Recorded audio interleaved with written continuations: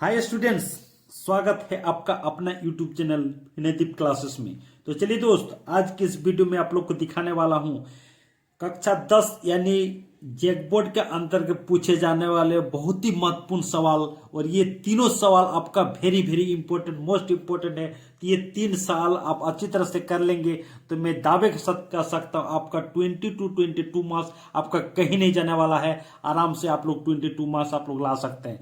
तो आप कह सकते हैं कि 22 मार्क्स ये तीन सवाल में कैसे आ सकता है, क्योंकि मैक्सिमम नंबर ऑफ मार्क्स जो रहता है, अंक जो रहता है 5 अंक का रहता है। तो दोस्तों मैं समझा देना चाहता हूं, ये 3 सवाल में आपका 3 5 आपका 15 नंबर आएगा। और साथ ही साथ इस 3 सवाल के सहारे इन तीनों सवाल का अच्छी तरह से समझ लेंगे तो इसी से आपका अति लघु उत्तरीय, लघु उत्तरीय और आपका जो मल्टीपल चॉइस क्वेश्चन है, ये सारे को मिलाते हुए आपको 22 मार्क्स दिलाएगा दोस्तों।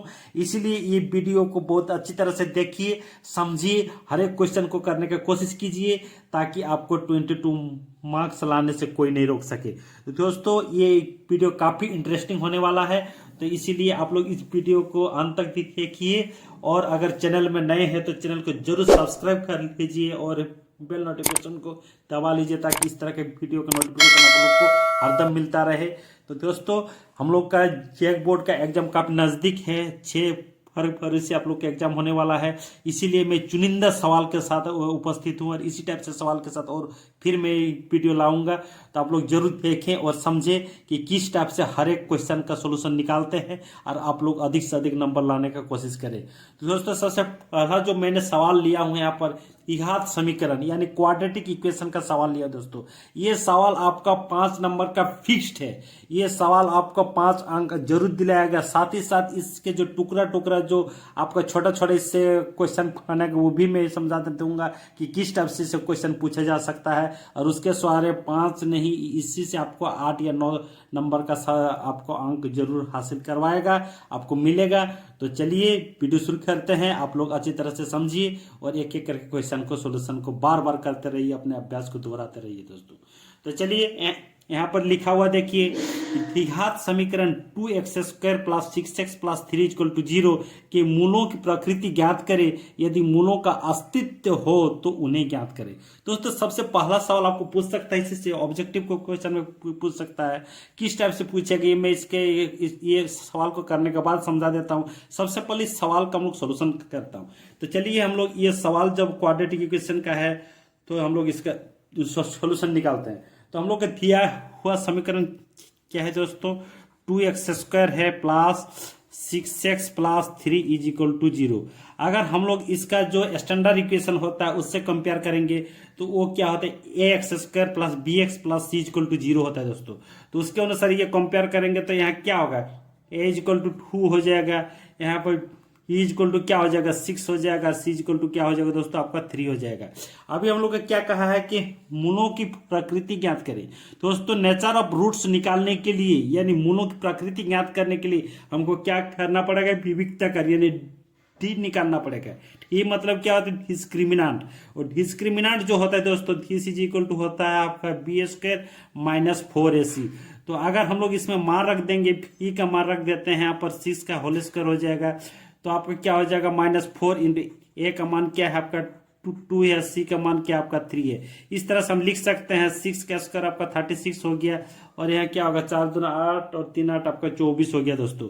यानी हम कह सकते हैं दिस इज इक्वल टू कितना आ गया आपका 12 आ गया।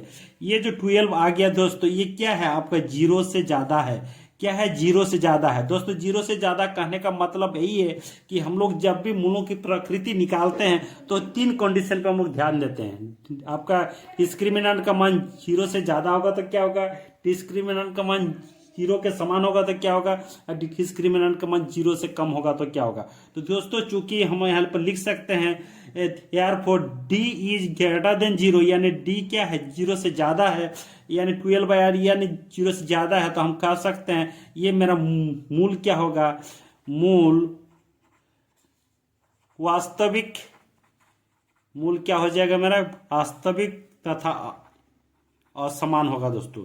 मूल वास्तविक तथा असमान होगा, ठीक है, असमान होगा। तो हम कह सकते हैं हम मेरा जो भी मूल आएगा यानी मूल निकलेगा वो क्या होगा मेरा वास्तविक हो सकता है या तो फिर मेरा असमान होगा दोस्तों। हो सकता है नहीं, होगा ही। जब हम लोग का मूल निकल गया डी ग्रेटर देन 0 तो मूल क्या होगा, मेरा वास्तविक होगा और असमान। यही मेरा क्या होगा, मूलों के नेचर ऑफ रूट्स यानी मूलों की प्रकृति निकल गया। अभी मुझे क्या निकालने बोला है दोस्तों, यदि मूल का अस्तित्व दोस्तों, जब भी हमारा डिस्क्रिमिनाट यानी मूलों की प्रकृति जो जब मेरा रियल में आएगा, वास्तविक होगा, तो जरूर वो मेरा आपका अस्तित्व में आएगा।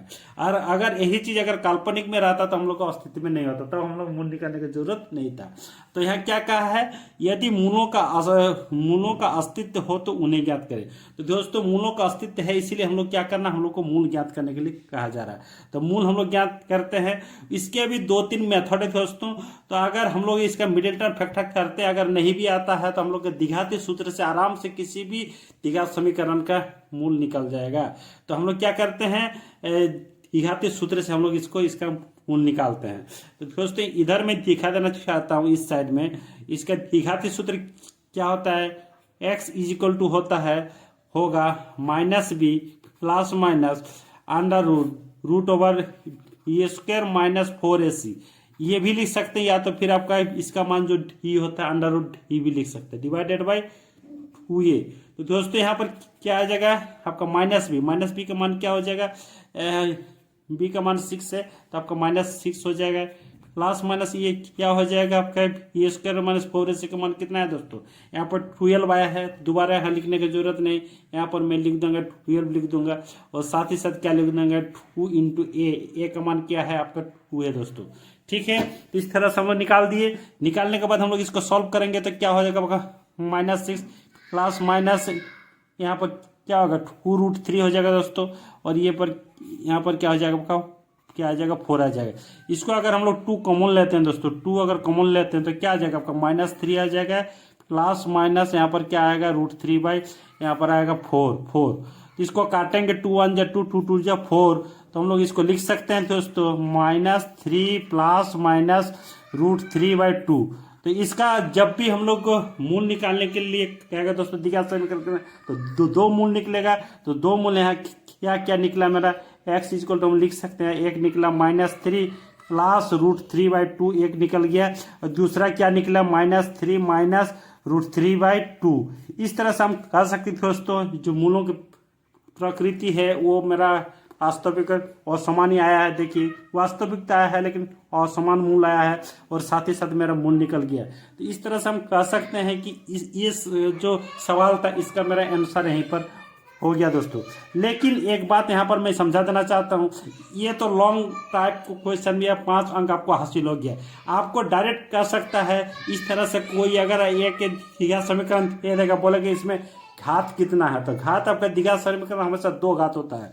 आपका कह सकता है कि द्विघात समीकरण में अधिक से अधिक कितने मूल हो सकते हैं, तो दोस्तों जिस समीकरण का घात जितना होगा उतना ही आपका मूल निकलेगा। यानी द्विघात समीकरण का घात 2 है तो इसका मूल आपका 2 ही निकलेगा, न कि 2 से कम और 2 से ज्यादा। आपका क्वेश्चन आ सकता है दोस्तों कि डिस्क्रिमिनेंट कितना होगा, तो डिस्क्रिमिनेंट आप लोग निकाल सकते हैं, इतना हो जाएगा। अगर आपका क्वेश्चन शॉर्ट मार्क का आ सकता है कि द्विघाती सूत्र क्या है, द्विघाती सूत्र आपको इसको आपको लिखना होगा, या तो फिर ऑब्जेक्टिव क्वेश्चन में अगर दिया हुआ रहेगा तो उसके सही का निशान लगाना होगा दोस्तों। इस तरह से आप कह सकते हैं कि एक ही सवाल से आपका 7 से 8 नंबर जरूर दिलाएगा दोस्तों। 5 अंक का सवाल तो आपका फिक्स्ड है, उसके साथ साथ आपका अति लघु उत्तरीय और ऑब्जेक्टिव टाइप का जो क्वेश्चन होगा उसमें भी इस टाइप का आपका क्वेश्चन पूछा जाएगा दोस्तों। इसीलिए इस तरह के क्वेश्चन का बार बार रिपीट करते रहिए, अभ्यास करते रहिए, ताकि आपका एग्जाम में अच्छा से अच्छा नंबर आ जाए, अंक आ जाए। मैं इसी के साथ फिर दूसरा सवाल के साथ आगे चलता हूँ। दूसरा सवाल दिखाता हूँ किस टाइप से आने वाले हैं, तो चलिए वीडियो में आप लोग एंड तक देखते रहिए और समझिए किस टाइप से आपका सवाल मैं करता हूँ। चलिए दोस्त अभी देखते हैं दूसरा सवाल है क्या चीज आपका है कि ये सवाल भी आपका 5 अंक आने वाला है दोस्तों, और इसके सहारे भी इससे भी अति लघु उत्तरीय और आपका ऑब्जेक्टिव टाइप क्वेश्चन आ सकता है या आएगा ही। यानी आप कह सकते हैं इसमें भी आपका 7 से 8 नंबर दिलाने वाले हैं। तो चलिए दोस्त इसको भी आप लोग अच्छी तरह से समझ लीजिए और इस टाइप से सवाल को और करते रहिए, आप लोग को जरूर आपका अच्छा नंबर से आप लोग क्वालिफाई कर जाएंगे दोस्तों। इस तरह से आप देखिए यहाँ पर क्या लिखा हुआ है कि एक खिलौना त्रिज्या 3.5 सेंटीमीटर वाले एक शंकु के आकार का है। ये देखिए यहाँ पर मैं फिगर ड्रॉ किया हूँ। ये जो शंकु है, शंकु का आकार का जो त्रिज्या है, इस त्रिज्या कितना है 3.5 सेंटीमीटर है दोस्तों। कितना है 3.5 सेंटीमीटर है। उसके बाद क्या है, उसी त्रिज्या वाले अर्धगोले पर अध्यारोपित है। मतलब इसी त्रिज्या के यहाँ पर देखिए कि मैंने एक अर्धगोला बनाया हूँ, इसी पर ये शंकु क्या है अध्यारोपित है, यानी इसके ऊपर रखा हुआ दोस्तों। उसके बाद क्या कह रहा है, उस खिलौने का संपूर्ण ऊंचाई 15.5 सेंटीमीटर है। ये जो शंकु और अर्धवृत्त मिला के जो आपका खिलौना बन गया, इसका संपूर्ण ऊंचाई कितना है दोस्तों 15.5। तो यहाँ पर हम लिख सकते हैं 15.5 जो सेंटीमीटर होगा आपके यहाँ से पूरे खिलौने की जो ऊंचाई है, यहाँ से लेके यहाँ तक आपका क्या है, आपका 15.5 सेंटीमीटर इसका ऊंचाई हो गया दोस्तों। तो क्या कह रहा है कि इस खिलौने का संपूर्ण पृष्ठीय क्षेत्रफल ज्ञात कीजिए। तो अब ये जो खिलौना हो गया अर्धगोला के ऊपर जो आपका शंकु रखा हुआ, इस खिलौने का संपूर्ण पृष्ठीय क्षेत्रफल आपको ज्ञात करने के लिए कहा जा रहा है। तो सबसे पहले मैंने लिखता हूँ यहाँ पर, यहाँ शुरू करता हूँ, ये हॉल करता हूँ। चलिए हम सोल्यूशन लिख देता हूँ। सोल्यूशन क्या है, अर्धगोले का जो त्रिज्या है दोस्तों, यहाँ पर क्या लिखा है, खिलौने इतना शंकु के आकार का है, उसी का अर्धगोला कहते हैं। यानी अर्धगोले का जो त्रिज्या होगा, अर्धगोले की त्रिज्या कहिए चाहे शंकु का त्रिज्या कहिए, आर इक्वल कितना हो जाएगा दोस्तों आपका 3.5 सेंटीमीटर ऑलरेडी ये दिया हुआ है। ठीक है दोस्तों। तो खिलौने के जो कुल ऊंचाई यहाँ पर हम लिख सकते हैं, थोड़ा सा एक लाइन लिख देता हूँ। खिलौने की कुल ऊंचाई, खिलौने की कुल ऊंचाई कितना है दोस्तों आपका 15.5 सेंटीमीटर। तो हम कह सकते हैं ये जो शंकुआकार भाग होगा, तो शंकुआकार ये जो शंकु का भाग होगा, इसका ऊंचाई निकाल सकते हैं।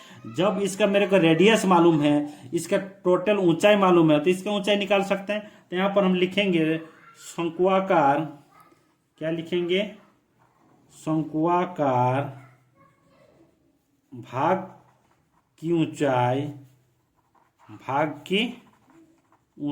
इज इक्वल टू हम क्या लिख सकते हैं, टोटल ऊंचाई जो है दोस्तों, इससे अगर मैंने 3.5 यानी इसका रेडियस को घटा देंगे, 3.5 सेंटीमीटर को घटा देंगे, तो इससे जो बनेगा यानी मेरा क्या आ जाएगा, इसका ऊंचाई 12 सेंटीमीटर क्या आ जाएगा, ये शंकुआकार भाग, ये शंकु का जो ऊंचाई है इसका आपका क्या आ जाएगा 12 सेंटीमीटर। तो यहाँ पर हम लिख सकते हैं ये वाला भाग यहाँ से यहाँ तक कितना है आपका 12 सेंटीमीटर हो जाएगा। कितना हो जाएगा दोस्तों 12 सेंटीमीटर ये वाला भाग हो जाएगा। तब यहाँ से यहाँ क्या हो जाएगा आपका, क्योंकि रेडियस है तो रेडियस आपका क्या होगा, यहाँ से यहाँ क्या होगा आपका 3.5 सेंटीमीटर इसका रेडियस हो जाएगा। ठीक है दोस्त। तो अभी हम क्या निकालेंगे, हम लोग को यहाँ पर एल निकालना, एल मतलब आपका शंकु की तिर्यक ऊंचाई निकालना है दोस्तों। तो अगर हम लोग एल निकालते हैं यानी शंकु की तिर्यक की ऊंचाई जो निकालते हैं, तो एल इक्वल क्या हो जाएगा दोस्तों आपका r² प्लस h² या तो फिर h² प्लस r² हो जाएगा दोस्तों। तो इसको जब हम लोग निकालते हैं तो क्या हो जाएगा आपका 3.5 का होल स्क्वायर हो जाएगा, और ये क्या हो जाएगा प्लस आपका r क्या है आपका सॉरी r ही यही है, r h क्या है, h आपका 12 है यानी 12 का स्क्वायर। इधर उधर थोड़ा सा लिख दिए, आप लिख सकते हैं इसको अच्छे से। फिर क्या हम लोग क्या करेंगे, इसको जब निकालेंगे तो 3.5 आपका ये आएगा 35 का क्या आता है 1225 आता है, तो 12.25 आपका हो जाएगा। और इसका क्या होगा 12 144 आता है, तो 144 मैंने यहाँ पर लिख दिया दोस्तों। ठीक है। तो इसको अगर हम लोग ये करेंगे, इसको हम लोग अगर प्लस करेंगे तो आपका क्या आ जाएगा आपका 100 यहाँ पर 44 हो गया, तो यहाँ पर 40 50 या 56 हो जाएगा, क्या हो जाएगा 156.25 आपका आ जाएगा। तो इसको अगर हम लोग निकालते हैं, इसमें आप लोग निकालिएगा तो आ जाएगा आपका 125 का स्क्वायर का होता है, ये वाला 156.25 होता है, तो ये क्या आ जाएगा 125, और यहाँ पर 2 है तो यहाँ पर आपका 12.5 सेंटीमीटर आपका एल का मान आ जाएगा दोस्तों। ठीक है। तो ये एल का मान मेरा आ गया। अभी हम क्या निकाल सकते हैं इसके, मुझे क्या कहा कि इस खिलौने का संपूर्ण पृष्ठीय क्षेत्रफल ज्ञात करने के लिए कहा है। तो खिलौने का संपूर्ण पृष्ठीय क्षेत्रफल निकालना है, तो इसका भी आपका पृष्ठीय क्षेत्रफल निकालना होगा और इसको भी निकालना होगा, अर्धगोले का भी पृष्ठीय क्षेत्रफल निकालना होगा। दोनों को ऐड कर देंगे तभी आपका खिलौने का संपूर्ण पृष्ठीय क्षेत्रफल आएगा। तो हम निकालते हैं अभी, अर्धगोले का पृष्ठीय क्षेत्रफल। तो यहाँ पर लिखता हूँ दोस्तों, अर्धगोले का पृष्ठीय क्षेत्रफल, अर्धगोले का पृष्ठीय क्षेत्रफल। ये अगर लेता हूं तो क्या हो जाएगा आपका 2πr² होता है, 2πr² होता है। इसी को तो हम लिख सकते हैं 2 इंटू पाई का मान क्या होगा 2 इंटू 2/7 हो जाएगा।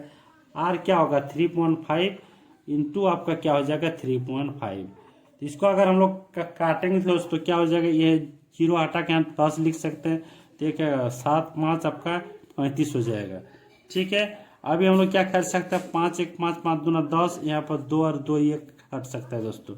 इस तरह से हम करेंगे 22 इंटू जो आपका 3.5 आएगा, इसको अगर हम लोग सॉल्व करेंगे तो आएगा आपका आ जाएगा 35 आपका आ जाएगा आपका 22 और ये 3.5 आ गया ना। तो ये आ जाएगा आपका यहाँ पर थोड़ा सा निकाल ही लेते हैं 3.5 और आपका 22, 5 दूना 10 3 दूना 6 एक 7 हो गया, 5 दूना 10 3 दूना 6 एक 7, यानी आ जाएगा 770। कितना आ जाएगा 770 पॉइंट लगा देंगे तो क्या आ जाएगा इतना सेंटीमीटर स्क्वायर। हम लिख सकते हैं 77 सेंटीमीटर स्क्वायर आपका इसका पृष्ठीय क्षेत्रफल आ गया। किसका आ गया अर्धगोले का आ गया दोस्तों। अभी मुझे निकालना है, अभी हम निकालते हैं इसका शंकु का। तो शंकु का जब पृष्ठीय क्षेत्रफल होता है दोस्तों, यहाँ पर लिखता हूं शंकु का वक्र पृष्ठीय क्षेत्रफल, वक्र पृष्ठीय क्षेत्रफल इसी इक्वल टू होता है πRL। तो πRL है, यानी हम लोग पाई इक्वल टू 22/7 यहाँ पर लिख देंगे। ये थोड़ा सा 1 मिनट ये लिखा नहीं रहा है तो मैं इधर से ले लेता हूँ दूसरा पेन। 22/7 हो गया। अभी 22/7 हो गया तो यहाँ पर मैं आर क्या है आपका 3.5 है और ये क्या है आपका एल का मान कितना आ गया 12.5 आ गया। ठीक है दोस्तों, ये पॉइंट हटा के इधर 10 लिख देंगे तो 7 5 35, 5 दूना 10 और ये 5 11 ऐसे 2 11 आपका 22 हो जाएगा। यानी यहाँ पर क्या आ गया 11 इंटू 12.5 आपका। तो ये वाला आ जाएगा आपका ये 5 आ जाएगा, 5 55 और 11 22 7 2 11 12 13 इतना आ जाएगा। तो इसमें पॉइंट लगा देंगे तो 137.5 सेंटीमीटर स्क्वायर इतना आपका क्या आ गया दोस्तों, ये शंकु के पृष्ठीय क्षेत्रफल आपका आ गया। अभी मुझे कहा क्या है इस खिलौने का संपूर्ण पृष्ठीय क्षेत्रफल। तो खिलौने का जो संपूर्ण पृष्ठीय क्षेत्रफल होगा ये अर्धगोले के पृष्ठीय क्षेत्रफल और आपका शंकु के पृष्ठीय क्षेत्रफल को अगर ऐड कर देंगे तभी आपका खिलौने का संपूर्ण पृष्ठीय क्षेत्रफल आ जाएगा। तो यहाँ पर हम लिख सकते हैं कि खिलौने का संपूर्ण पृष्ठीय क्षेत्रफल, खिलौने का संपूर्ण पृष्ठीय क्षेत्रफल। तो खिलौने का संपूर्ण पृष्ठीय क्षेत्रफल इक्वल टू क्या हो जाएगा, दोनों को ऐड कर देंगे यानी 77 और ये क्या 137.5 इतना आ जाएगा। इसी को हम लिख सकते हैं 214.5 सेंटीमीटर स्क्वायर आपका यही आंसर हो जाएगा दोस्तों। इस तरह से हम कह सकते हैं ये वाला जो आंसर आ गया 214.5 सेंटीमीटर स्क्वायर ये क्या हो गया आपका खिलौने के संपूर्ण पृष्ठीय क्षेत्रफल निकल गया दोस्तों। तो ये जो सवाल है दोस्तों इसमें आपका कई तरह से सवाल पूछा जा सकता है। तिर्यक ऊंचाई छोटा क्वेश्चन पूछा जा सकता है, किसी की ऊंचाई पूछ सकता है, आपका शंकु का पृष्ठीय क्षेत्रफल का सूत्र पूछ सकता है, अर्धगोले के पृष्ठीय क्षेत्रफल पूछ सकता है, शंकु का आयतन का पूछ सकता है, आपका अर्धगोले का जो आपका संपूर्ण पृष्ठीय क्षेत्रफल होगा उसका पूछ सकता है। ये सारे चीज आपका ऑब्जेक्टिव क्वेश्चन में आ सकता है। इस तरह से आप कह सकते हैं ये लॉन्ग क्वेश्चन में 5 नंबर और उधर से आपको और आपको नंबर दिला के इसमें भी आपका 6 से मतलब 7 से 8 नंबर आपका इसमें भी आने वाला है दोस्तों। तो ये भी क्वेश्चन को आप लोग अच्छे से कर लीजिएगा, बार बार इसका अभ्यास कीजिएगा। चलिए अभी हम तीसरा और एक मोस्ट इंपॉर्टेंट क्वेश्चन में चलते हैं, उसको देखते हैं, उसका आंसर किस टाइप से निकालते हैं और उससे कितने तरह का ऑब्जेक्टिव क्वेश्चन उसमें भी हो सकता है। चलिए दोस्त अभी हम लोग देखते हैं तीसरा नंबर सवाल। ये तीसरा नंबर ये भी मोस्ट इंपोर्टेंट सवाल है दोस्तों, और ये भी सवाल आपका जरूर 5 नंबर का आपका आने वाला है, 5 अंक का क्वेश्चन आपका बोर्ड के एग्जाम में आने वाला है। दोस्तों इस तरह का एग्जाम को जो सवाल है, इस तरह का जो सवाल है, ये तीनों सवाल को जितना भी अच्छे तरह से जितना बार कोशिश हो सके आप लोग इसका तैयारी कर लेंगे, ताकि आप लोग के एक भी सवाल छूटे नहीं और आप लोग अधिक से अधिक नंबर ला के आपको गणित में बेड़ा पार कराएगा। तो चलिए यहाँ पर CF दिया हुआ है, यहाँ पर F दिया, यहाँ पर लिखा हुआ है निम्न आंकड़ों की माध्यिका ज्ञात करें। दोस्तों माध्यिका कहे या माध्यक है, दोनों एक ही चीज है। आपका इस टाइप से डाटा दिया हुआ रहेगा, यानी CI दिया हुआ रहेगा, यहाँ पर क्या है आपका बारंबारता यानी F दिया हुआ रहेगा। आपको क्या निकालना है, माध्यिका ज्ञात करना है। तो माध्यिका ज्ञात करने के लिए दोस्तों यहाँ पर मैं सॉल्यूशन के डाटा लिखा हूँ। तो इसमें क्या करना है, सबसे पहला काम जो करना है, जो आपका CF है, CF यानी संचयी बारंबारता, इसको CI आपका फ्रीक्वेंसी यानी बारंबारता को F मान लेते हैं। तो इसका हम लोग क्या निकालेंगे, CF निकालेंगे। CF का मतलब होता है कम्युलेटिव फ्रीक्वेंसी यानी संचयी बारंबारता।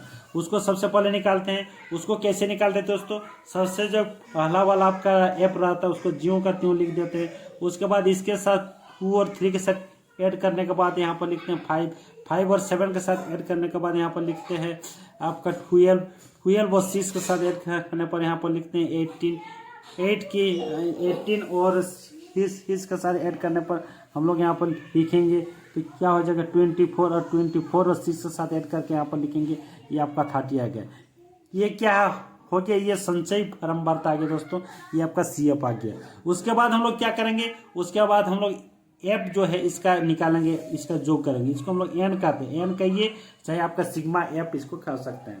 तो इसका जो साम होगा 318 और आपका 2 आपका 20 और 10 आपका 30 यानी 30 हो गया। दोस्तों यहाँ पर ध्यान देने वाली बात यही है कि इसका मान जितना आएगा, आपका CF का जो अंतिम मान है ये भी आपको इतना आना चाहिए। अगर इन दोनों में टैली नहीं होता, इन दोनों आपका समान नहीं आता, तो जरूर आपका CF या F में कहीं ना कहीं आपका गड़बड़ी होगा।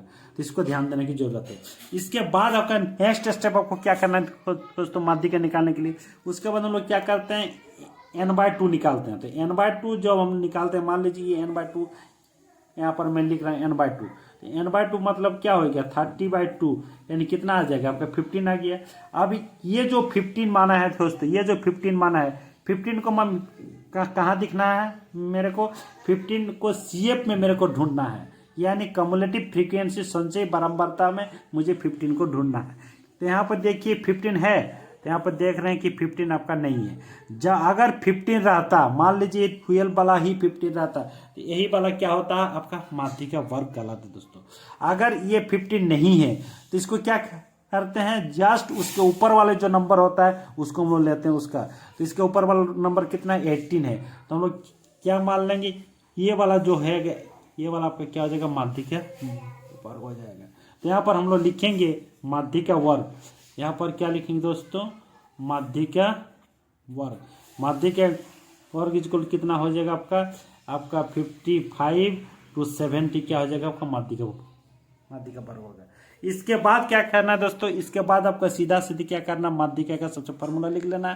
तो यहाँ पर हम लिखते हैं माध्यिका इक्वल टू जो आपका सूत्र होता है, फॉर्मूला होता है, दिस इज इक्वल टू क्या होता है L प्लस यहाँ पर क्या होता है n/2 minus CF divided by F into क्या होता है H लिखिए चाहे I लिखिए, यहाँ पर क्या हो जाएगा आपका I लिख सकते हैं।